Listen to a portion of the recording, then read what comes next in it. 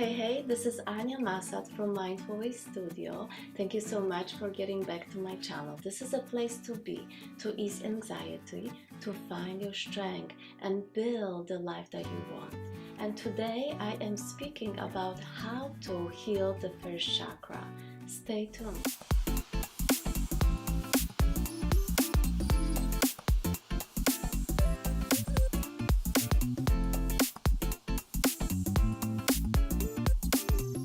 In the first section of the chakra work, in the first chakra, the root chakra, we spoke about the fear component, the mistrust component, and the safety component. Without having worked on all these, we can really struggle in life, not only in a mental understanding of the world, but also in a physical way. With being disconnected to our body for years, at some point our bodies are going to develop illnesses to bring the awareness back into the body.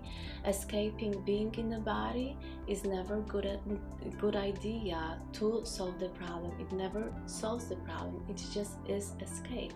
If you want to know more about all of the things that the first chakra speaks about, you can click this button there and you can find out more. For today's lesson, for today's episode, we'll speak about the healing of the first chakra. So here are 8 ways that you can heal the first chakra. Number 1 is find a way to connect to your body.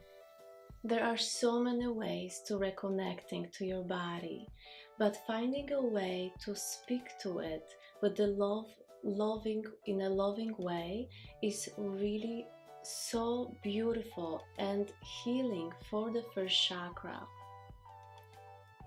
Instead of blaming your body for the way it looks, for the way it feels, or escaping, we can really develop new relationship with our body. Because for our body, we are the person in charge, and the body follows what the mind says.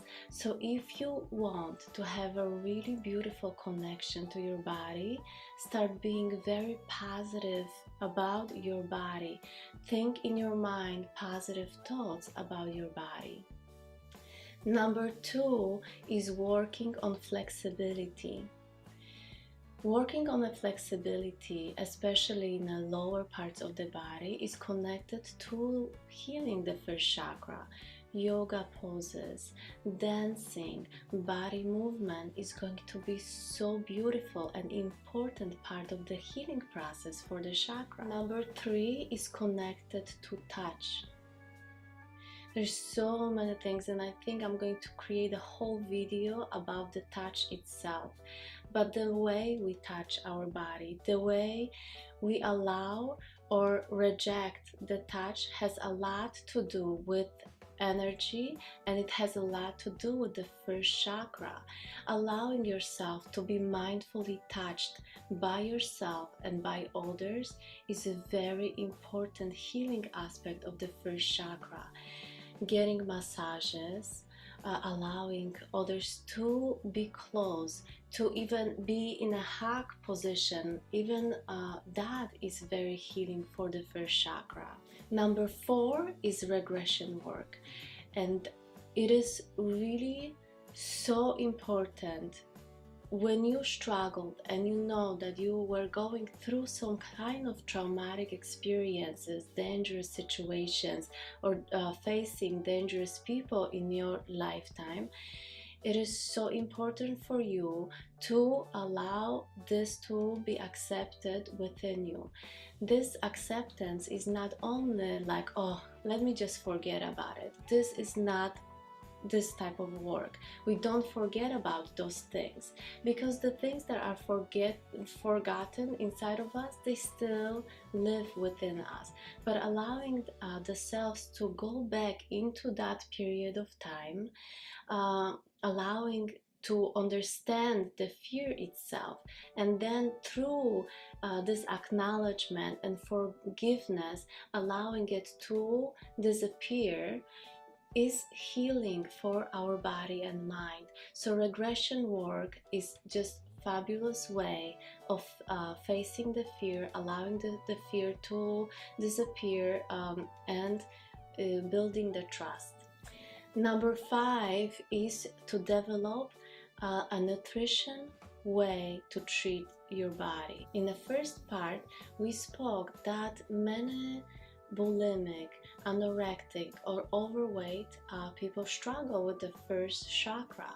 So developing this way of beautifully nutritious way of speaking to the body is really important for healing of the first chakra.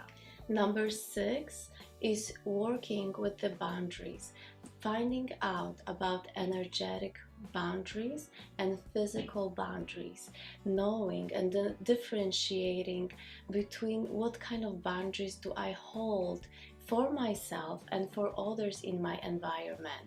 Am I allowing too much? Am I too flexible? Am I not having any boundaries? Or do I maybe have too much of those boundaries, not allowing anyone to step and be close to me because of my fear, because of my mistrust and my own insecurity? Number 7 is working with your laziness, with the lethargy that we experience because of the first chakra blockages. You really can find ways to create goals, finding out goals, what is important for you at that moment, can really shift the energy from, oh, I don't want to do it, into like being eager, finding this power within to face problems and to follow some kind of motivation and find motivation within, and allowing yourself to fulfill your goals. And number 8 is connected to affirmations. Affirmations are so important, but they are not about like boom boom boom boom boom saying I am so good, I am awesome, I have a right to be, not in this way. In the way of visualizing your affirmation, in a way of taking this affirmation that is so powerful and making it very useful for you.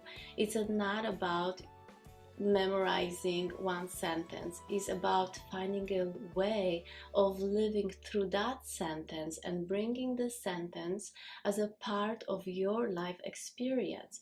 So for example, the affirmation, I have a right to be, I have a right to thrive in my life, I have a right to have anything I wish in my life, is huge affirmation, is very powerful affirmation. Allowing yourself to closing the eyes and feeling this affirmation, understanding every component of this affirmation and bringing it forward into life can help us to heal the first chakra. Thank you for being part of my journey with Mindful Way Studio. Thank you for liking and commenting. If you did not have a chance yet to subscribe to my channel, please do it right now and help me to grow this beautiful community. Thank you so much again, and I'll see you next Monday.